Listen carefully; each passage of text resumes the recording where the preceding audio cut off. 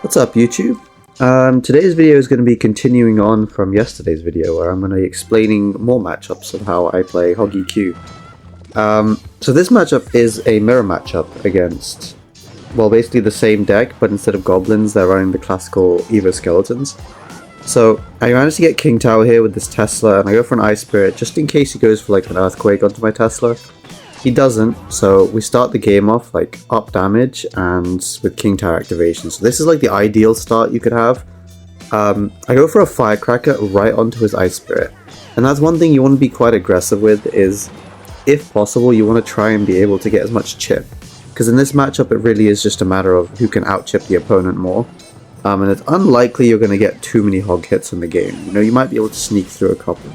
But the better players you play against, this game really comes down to just who out-chipped the opponent more, who cycled more logs, who got more Firecracker chip, that kind of stuff. So, go for a Firecracker in the bag, which is actually a mistake, because just as I'm talking about chip, he gets a free Earthquake and log on my tower, and I don't really have a way of punishing him. I mean, I go for a hog here, but I kind of just like... I kind of logged just in case he decided to go for skeletons, and also just to cycle, but... there was no point earthquaking because any half-decent player will play their Tesla up high in anti-EQ position. I'm going for my my Tesla a little bit lower, just because he had a little bit of HP left on his Tesla. I didn't want mine to die. And he's only cycled 2 cards, so now I just go all in because I called him off cycle. That's 3 cards, 4 cards. Now he's back to Tesla, but he played it too late. So that's another thing you can definitely do to catch people off guard. And here I even go for my Evo Firecracker to get one very, very valuable shot on this tower. But you can definitely try and outcycle your opponents if they're like cycling cards too slowly. Evo Knight, Tesla up high, just so that, you know, there's nothing he can do to break through. And we have a really good start. So you notice how I'm keeping track of his Tesla cycle and his Firecracker cycle. Those are the two you want to keep track of. Firecracker so that he can't Firecracker the bridge and like hit your troops. And you want to keep track of his Tesla so that, like, if he's like, often your opponents will wait till they get to 10 elixir to play a card, and if you realize that, like, for example, he already played his Hog Rider, so I knew that I could outcycle him and there's no way of him punishing me, because the only way he can punish me is using a Hog Rider. So if he doesn't have it in hand, I can just cycle cards till 0 elixir and you know, I managed to outcycle him. Here, this is just a kind of a general back and forth. There's not really much to say about this part of the game. Really good mix-up of my Tesla placement. Just I go for a Knight knowing he's probably going to Earthquake it. He does, and it doesn't really matter if I take a bit of, like, couple hog hits here and there. I go Goblins up high just to make sure he doesn't Firecracker my Knight, because that really adds up. Like, you really don't want to be letting Firecrackers get to your tower. I cycle an Earthquake because we're at that point in the game now where a couple Earthquakes will win me it. So I go for a Tesla. Luckily, I got quite lucky. The Tesla locks onto his Firecracker, so I don't really have to do much. I go for a Firecracker because I knew once my Tesla died, he's definitely going to pre-log, which he did. So there's no point going for Goblins. And yeah, at this point it's just, you know, a little bit of spell cycle, and he's like, yeah, GG's. Nice game. In this next game, I'm playing against a very strong opponent who is running Lava Hound. In my last video, I posted a game against Lava Hound where they were running Dagger Duchess. This time, it's a bit nicer. He's just running Princess Tower. And, you know, I'm cycling a Knight. You want to cycle your evolution cards first. So, I get my Knight down. Just go Goblins, and I'm just waiting. I'm not cycling my Tesla, just as I explained before in my last video. If he goes Balloon opposite lane, I can't stop it. So, you really don't want to be cycling your Teslas randomly. I wait for him to, you know, waste his spell, and then I go on offense. So that if he went for a Balloon, you wouldn't have Elixir to defend my Hog. He decides to kind of let my Hog go. And I go for a late Tesla, so it locks onto the Balloon.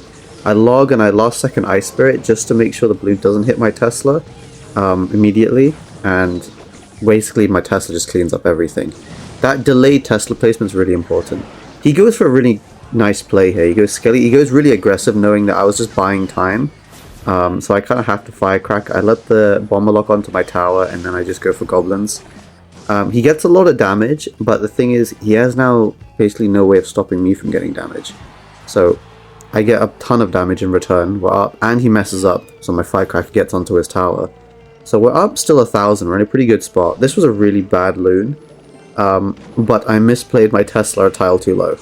which sucks. I thought I could get away with maybe just going for an Ice Spirit, but correctly he goes for a very nice zap and gets a hit.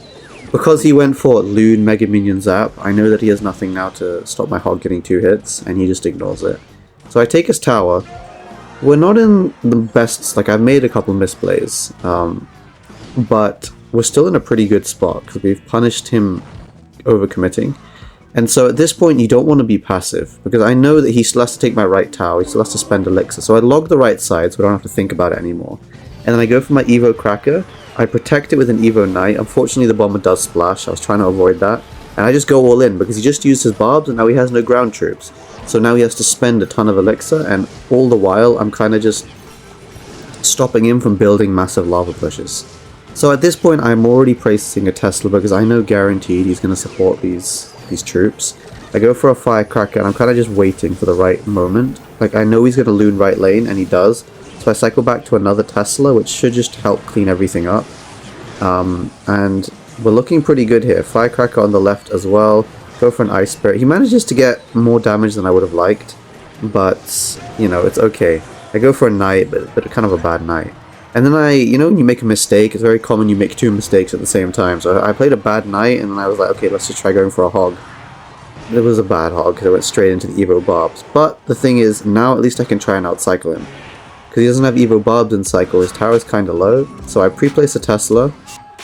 Actually, no, I go for my Firecracker first. Go for my Ice Spirit, and then I'm like, okay, he just goes Balloon, now we go all in, because he doesn't have Barbs in hand. He goes Zap Arrows onto my Firecracker, and he has 0 elixir, it's just GG's. So, making sure you outcycle their Barbs, and when you do, going really aggressive is important. And then, in this game, I'm playing against another pretty good player, who is running Pekka, but he's not running normal Pekka, he's got the Dagger Duchess, which makes this matchup quite a bit harder. I don't use my Tesla at the start because I might as well, you know, keep troops to like drain the Dagger Duchess. Like now my Goblins will drain the Dagger Duchess, and then my Hog, you know, whatever he plays, like he goes for a Pekka, and now my Hog gets a hit, which I'm pretty happy with. He messes up his King Tower activation, and he lets my Firecracker get a hit onto his, which means, you know, I can now get King Tower as well, which is pretty nice. I go for my Firecracker low, and I go for a Knight.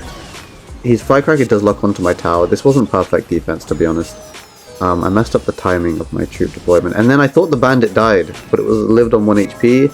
I log, and yeah, kind of a tough start. And to be honest, the way in which I started this game off wasn't perfect.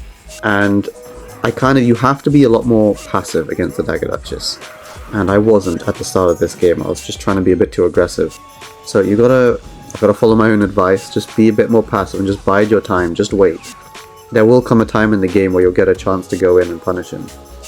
Go Skeletons, and I'm like, okay, I could have gone Evo Firecracker, but I kind of, you know, I'm down a little bit of elixir, and I kind of just want to play a bit safe. I go for my Evo Cracker onto his Firecracker. Mine survives, and so I then go for a Hog to support it. He goes for an E-Wiz, and my Hog still gets a hit, which is pretty awesome. I go Split Goblins, it'll deal with both sides. Played it a little bit late, so unfortunately the E-Wiz does lock onto my tower. I have to log the Evo Skellies just because Evo Skellies do Evo Skelly things. And, okay, we're a little bit behind, but we've kind of evened things up. We'll get our chance. Like, I know what he's playing already at this point, and I know that I just have to be patient, and I have to make sure that I don't overcommit. I just have to wait for him to attack, defend correctly, and then counter push. That's often, like, you'll lose against Pekka if you just go too aggressive. So I go for my Knight first. I want to get back to my Knight and Evo Knight even sooner. Go for my Firecracker, which catches his Firecracker, and then I just Earthquake it so it dies. He does get a little bit of chip, but his Evo Cracker is now off the board, which I'm pretty happy with. I go for a Knight just to tank everything, and you see how I'm separating everything? I let the Bandit go to my Knight, but I make sure the Pekka goes onto my Goblins. So now my Evo Knight is just staying alive forever, which is pretty nice. I go for this beautiful Tesla. It snipes the Firecracker first, and then it deals with the Battle Ram. Knight just to clean up everything, and now's my chance. Now we've defended, now I can go in on offense. Beautiful Firecracker gets chip value onto his tower. 2 really nice hits, and it kills his E-Wiz. My Knight tanked the Dagger Duchess, and so my Hog manages to get through. Get a hit, and now we're in the lead. So that's what I mean, just wait. I defended, and then once I've defended, then was like the perfect time to then go and punish him. cycle a Knight just to get rid of his Firecracker. And okay, he goes for this Pekka, so I'm like, okay, thank you for the free value. I Spirit knowing he's going to go for his own Firecracker, and then I just Earthquake it just to get rid of it. I'm not sure if my Firecracker survives here. It actually does, which is kind of huge, that I managed to protect it. And now he's forced to poison just so it dies, and that means he's overspent. He's overspent, so I just go all in. I Spirit, Evo Knight, his Evo Skeletons, I just Earthquake. Hog, yeah, Hog picks the game. GG's. Hope you guys have enjoyed the video. Please subscribe, and I'll see you guys next time. Peace.